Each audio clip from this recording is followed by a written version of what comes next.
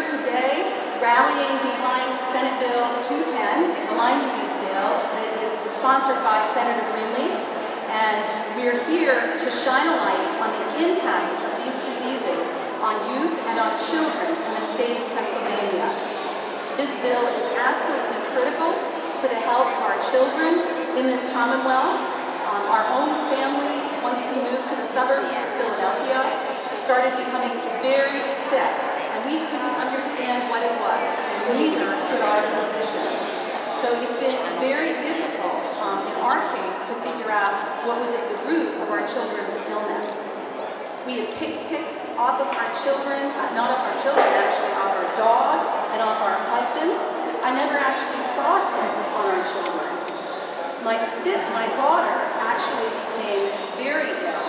She had leg pains, she had stomach pains, she had multiple other issues, and yet no physician could figure out what was at the root of her illness. So as we began to figure this out in our family, with the help of a neighbor, we then learned that many other families were in fact affected by these diseases. So Pennsylvania is #1 in the nation in the number of reported cases of Lyme disease. And children ages 5 to 14 are the ones most likely to be affected. As it stands today, most people think about Lyme disease as a very simple disease with a bullseye rash and some flu-like symptoms, and that's about it. And if you get it, and you're lucky enough to see the rash, it's easy to cure. Unfortunately, that is not always the case. In many cases, the disease becomes chronic and persistent, and those are the stories that you're going to hear today. Senate Bill 210 will go a long way to providing the education to bring medical professionals up to date on these diseases. It will also allow physicians to treat this disease as it is needed in some cases with longer-term course of antibiotics. We can use long-term antibiotics for acne, for tuberculosis, for HIV, for many other diseases where they are standard as the treatment, of course. And in Lyme disease, we need long-term antibiotics in some cases. Physicians are the ones who should practice medicine and not insurance companies. And today, it's insurance companies that are dictating a short-term course of antibiotics only. The last part of the bill is about ensuring that insurance companies pay for the treatments their physicians prescribe. So I would like to begin by introducing Senator Greenleaf, who will say a few words about the bill itself. Before we do that, one last comment. The presenting symptoms of Lyme disease in children are not what we think. They are often things like ADD, some autistic spectrum types of disorders, gastrointestinal. They are often cognitive, so they're developmental delays. So these are the kinds of things that many children present with, and you're going to hear that in our stories today. We encourage you to contact your senators and let them know how important this bill is. So I'd like to introduce Senator Greenleaf to talk about the bill, and then we're going to talk to Mimi Wainwright, who's a school nurse, who's going to talk about her experiences at the school level. Thank you.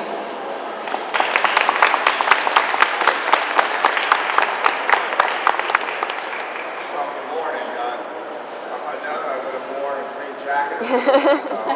apologize that, but I don't wear anything that's green, but I speak green, and that's for sure. I speak about Lyme disease.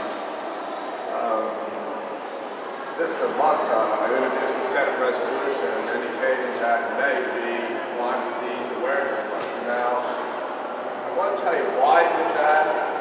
About 20-some years ago, my youngest son came home, and I happened to be involved in the issue already because we know Pennsylvania is, particularly in southeastern Pennsylvania, is like an epicenter of Lyme disease, but the Northeast is too. Pennsylvania, as you know, is the #1 leading state, ranked #1 in the nation in 2009 with 5,722 reported cases. And that's not just recent. He came home one day and he had a bullseye, red circles, 2 circles on his back. And we immediately knew that because we knew it was Lyme disease because of the education that I got by getting involved in it with the constituents that had come down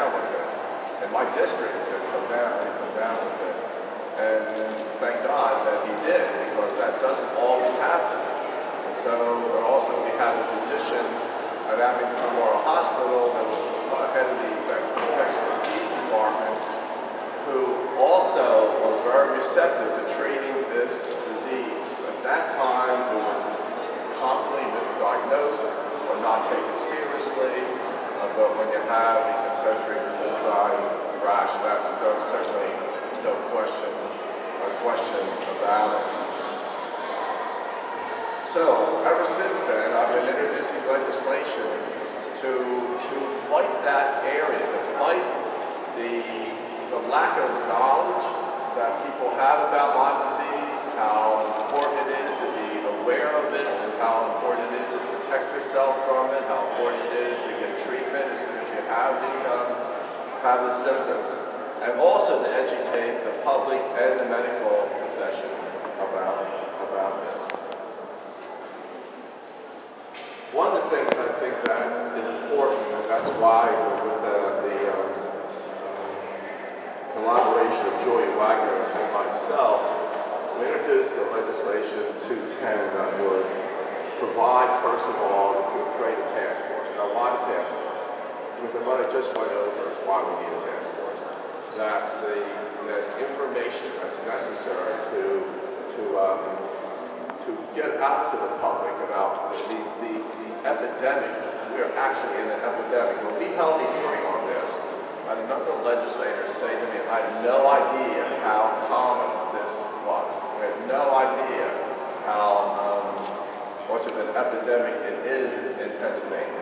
The statistics show that, and my constituents and the people in this Commonwealth are showing that. So it's important to educate the public, and that's what we're doing today. That's what we're designating today as an awareness month, and that's what you're going to do today in supporting 210 to continue on.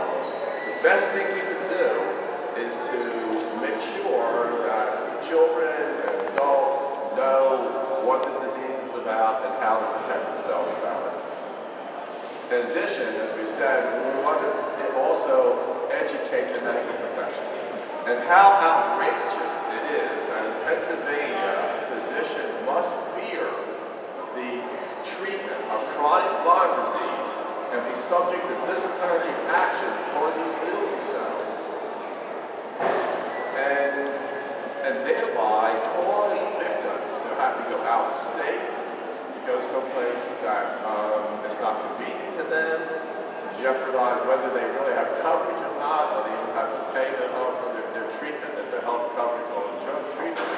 That chronic Lyme disease exists. It is an actuality. People die from it. People are disabled from it. It is an outrage that is happening, and our state has to respond to that and give it protection for physicians who are providing that service.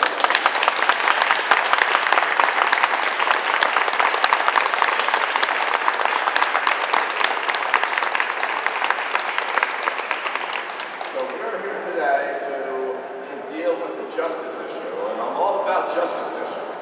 And this is a justice issue. It's unfair, and it's inappropriate conduct on our part, on the state government part.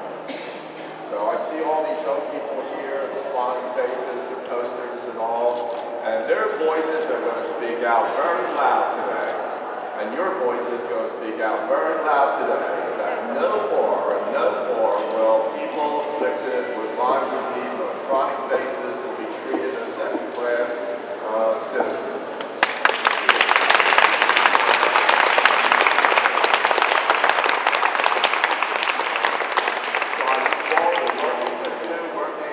Side by side to get this legislation passed and educate people for their health.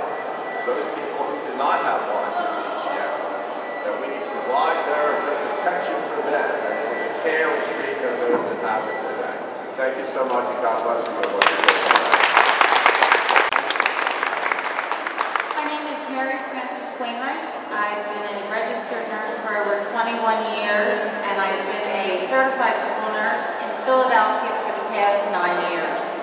As a school nurse, I also consider myself a public health nurse because I'm right there pretty much on the front line every day. I live and work in the Roxborough section of Philadelphia, where there is a very high incidence of Lyme disease and a high deer population.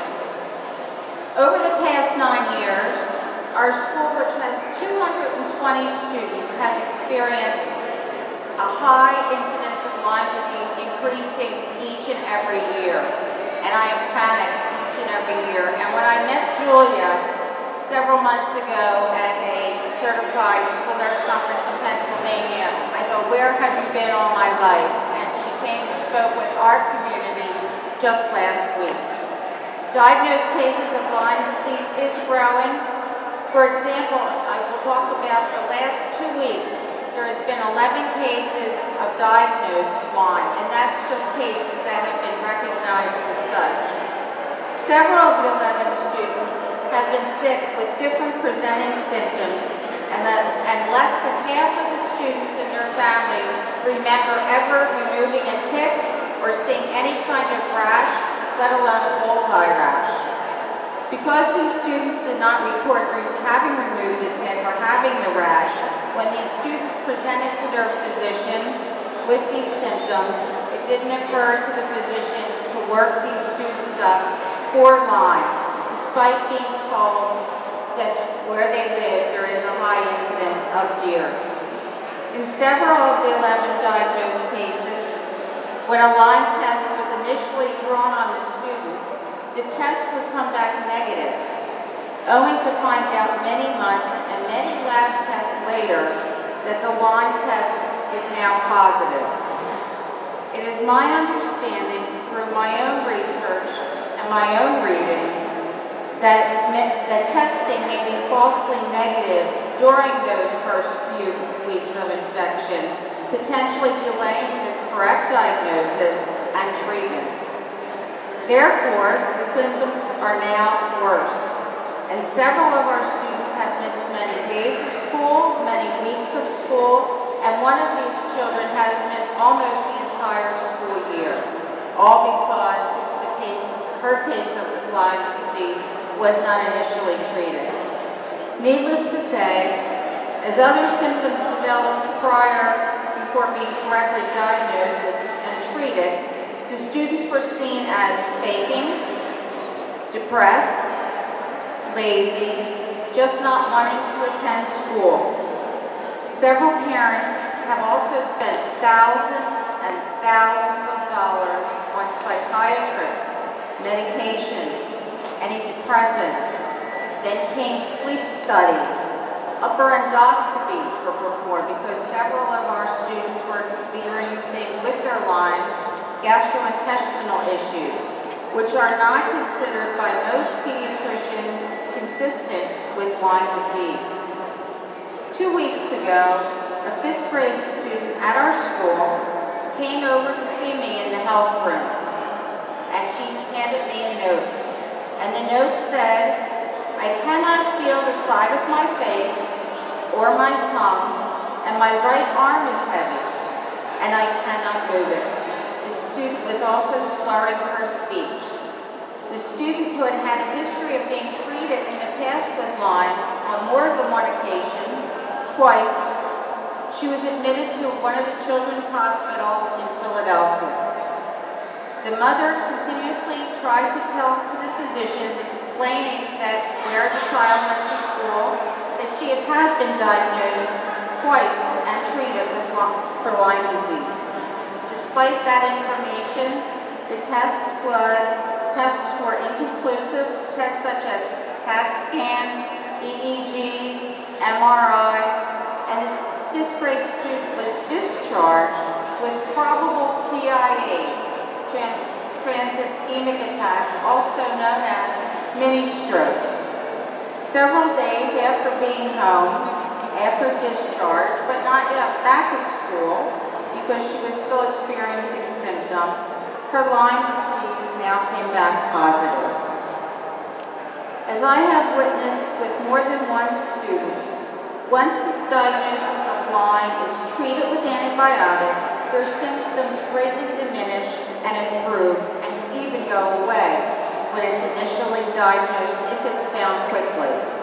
However, symptoms will return many months later, and most commonly, physicians explain to those patients and parents that after more lab tests, their child has been infected once again with Lyme disease and chronic Lyme disease, and the previous infection is not even considered.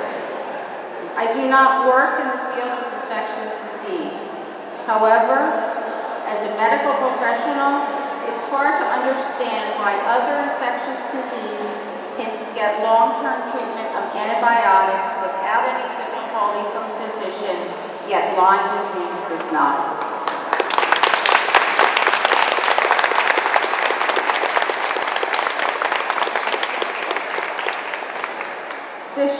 Physicians typically offer and order 2 to 3 weeks at the maximum of these antibiotics.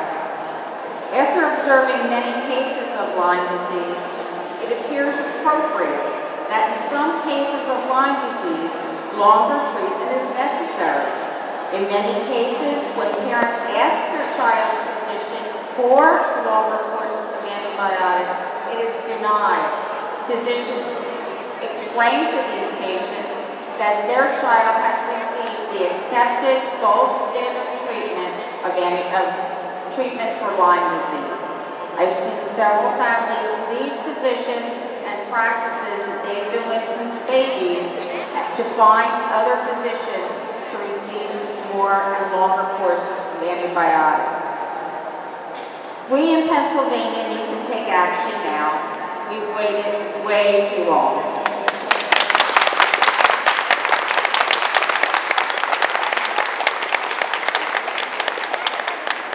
The medical community as a whole is not addressing the issues of Lyme disease prevention, diagnosis, and treatment effectively, and our children are suffering.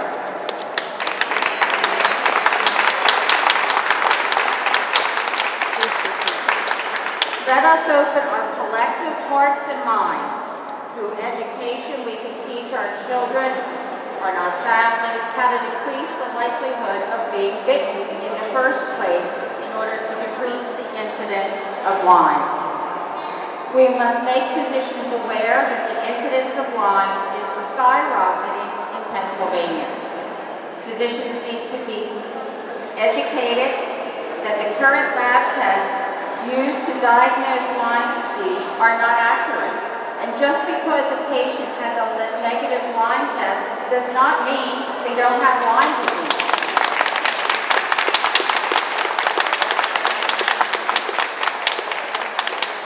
We also need to educate the physicians and the public that antibiotic treatments to rid the body of Lyme disease may take much longer than 2 or 3 weeks.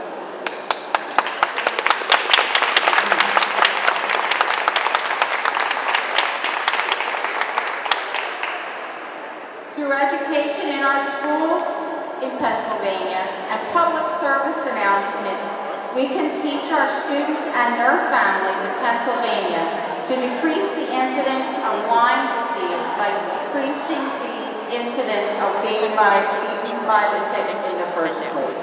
Thank you.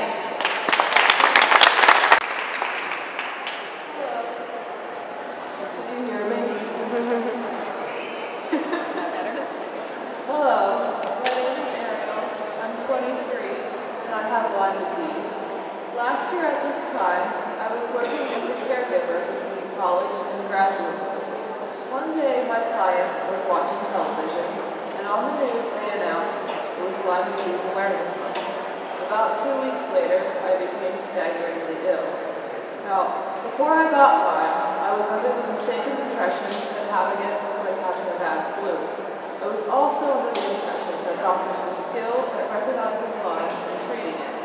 When I ended up in the hospital because I felt terrible, I could barely walk, and was running my car into poles, the doctors immediately suspected I had multiple sclerosis. However, I did not, and they ran test after test to no avail. When my Lyme test came back negative, both the Alyssa and spinal tap, I thought, big shock there, I feel like I'm dying over here. My symptoms were mainly neurological symptoms. I was confused and I struggled to walk. I was not told if it was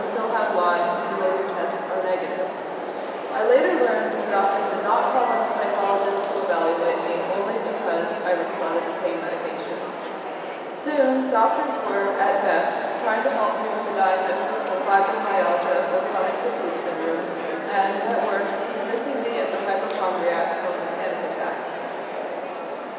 Ironically, I was experiencing personality changes. I was very rude to one particular doctor, which is out of character for me. I now know that personality changes are common in people who have infections in their brains. People who know me know I'm a workaholic. I love to work, but I miss working now that I am no longer able, so it is telling that I had to stop. When returning from a family trip, I became severely ill to the point I was convinced I was going to die, and I stopped being able to talk. I returned to the hospital, but I was sent home with the reassurance that I had been tested for everything that could kill me that night, quote-unquote. I was not so sure about that. Even though now I recognize graduate school was a bad idea, I tried anyway. When not in class, I was in bed. I spent most of my time in bed and realized very quickly I could not start my internship, essential for a social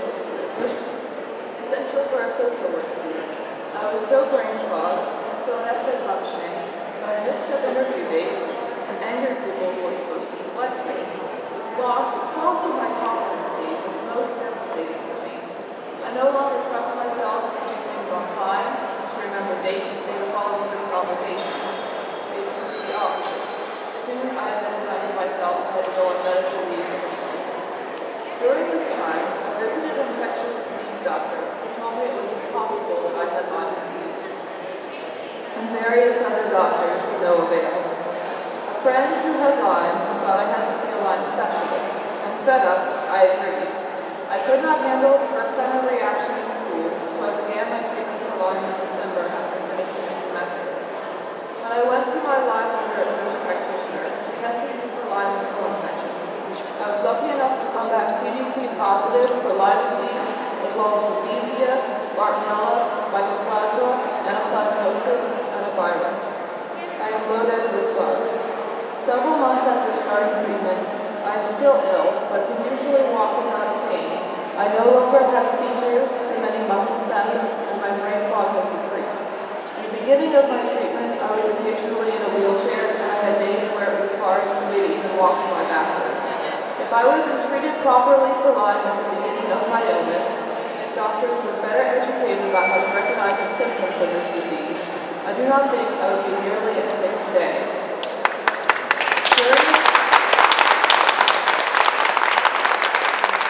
During this month especially, I think of all the people who will become ill and not know what is wrong with them. I think of the people who will go for years without being diagnosed. I think of the people who will die. I can't say that I know all the answers or understand the science behind this disease, but I can say that people are not getting diagnosed or treated properly, and that people are sick and remaining sick. I can say that the controversy surrounding this illness and the political nature of this disease makes it particularly hard for their patients and families to cope. At least it has for me. Pennsylvania is the #1 state for Lyme disease cases. The time to do something about that is now. I believe that for Lyme disease, we need legislation to educate our doctors and assure patients will have access to information and medication. Right now, many doctors are not educated, and many patients do not have access to treatments they need to restore health and lives. We are not hypochondriacs. We are sick. I can assure you.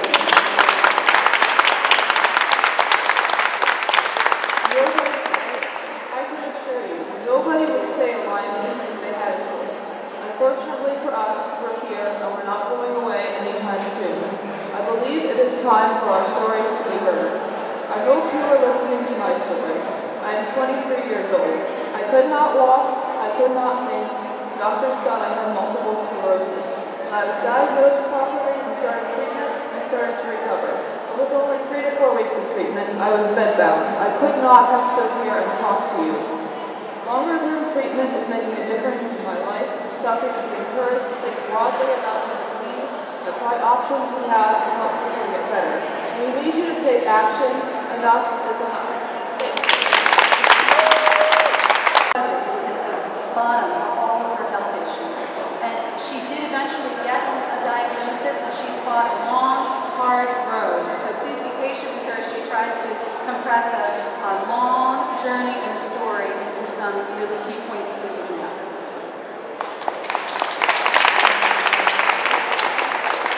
Hi, my name is Allie. I'm going to tell you a little bit story about when I started with Lyme. I was 11 years old in 7th grade when my early symptoms of Lyme began.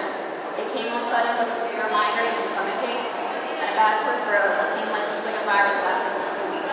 My mom had called our doctor, but they told us to wait it out. It was that time of year for the viruses, so we did. By the time 8th grade hit, I was homeschooled, and my childhood was being washed away by this one little bug called a tick. I remained home without schooling until 12th grade. Once a vibrant, outgoing child who loved ballet and cheerleading was gone. I was missing out on school dances and social things that normal teenagers enjoy at this age. Instead, I now became bedridden. It was slowly taking over my life and my family's. My symptoms progressed over the next 5 to 10 years. I had daily migraines, constant belly aches, and irregular heartbeat, loss of breath, swollen ears, tremors, and a grand mal seizure at 17 years old. I was in and out of hospitals and saw countless doctors, neurologists, endocrinologists, psychiatrists, and cardiologists. My parents had taken me to at least 15 doctors by the time I was in my 20s. Every single one thinking they knew what was wrong with me, but not agreeing on one specific thing. The schools made it even harder for me during this time. Our principal, as well as the school staff, did not understand. They explained to my parents after I got asked to a junior prom by a friend that I was not technically a student, so I was forbidden from all school activities, such as football games and including my school dance. By the time my early 20s hit, I was going completely downhill and symptoms worsening and new symptoms appearing. My family and my husband were desperate to find out what was wrong with me. That's when I met a doctor in 2004 who suspected Lyme disease. He gave me a blood test and it came back false negative. After my test, he strongly recommended I see a Lyme-allergic doctor. In March of 2004, I was told I had late-stage Lyme disease. I started treatment immediately with oral antibiotics, and for the first time in my life, I woke up without a migraine in over 15 years. The best part was after my first year of treatment, I was able to dance the night away at my wedding without crashing on the floor. Then in 2006, I had a part-time job for the first time in my life. In late 2007, I did have a setback due to the stress of my job. I found out my body was fighting several co-infections, Babesia and Bartonella. I was sicker than ever, in a wheelchair and using a cane practically on a daily basis. My insurance was only willing to pay 30 days of IV antibiotics, but I clearly needed more doing to be diagnosed too late. In the last 7 years, my parents have spent over $50,000 for my health care.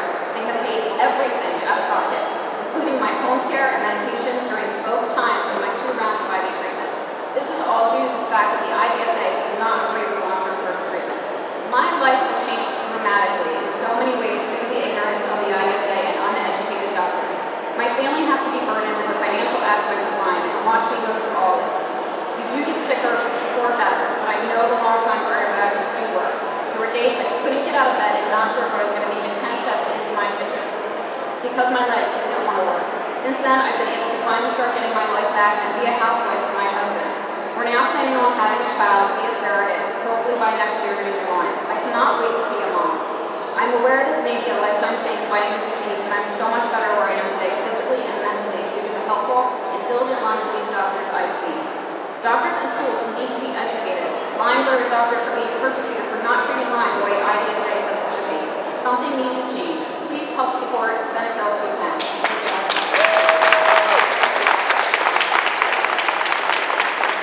Okay, so in summary, I'd like to wrap it up by saying that there are 2 medically valid standards of care in the treatment of Lyme disease. And in Pennsylvania, we have a long history. In fact, we developed a case history recognizing 2 schools of thought in medicine. Whenever something new occurs in medicine, it's a minority point of view, right? That's how medicine progresses. Well, in Pennsylvania, that's recognized. And all you need to do is have a considerable number of respectable physicians who in fact practice in that way, and it's a standard of care. Well, that exists in Lyme disease. There are 2 standards of care that are valid. Patients should be informed, and it should be a patient choice. And Pennsylvania, the Senate, needs to vote Senate Bill 210 in to ensure that physicians can use their clinical judgment and choose the approach that will get the patient well. Not treat according to the book, but treat according to the patient. Thank you very much for listening.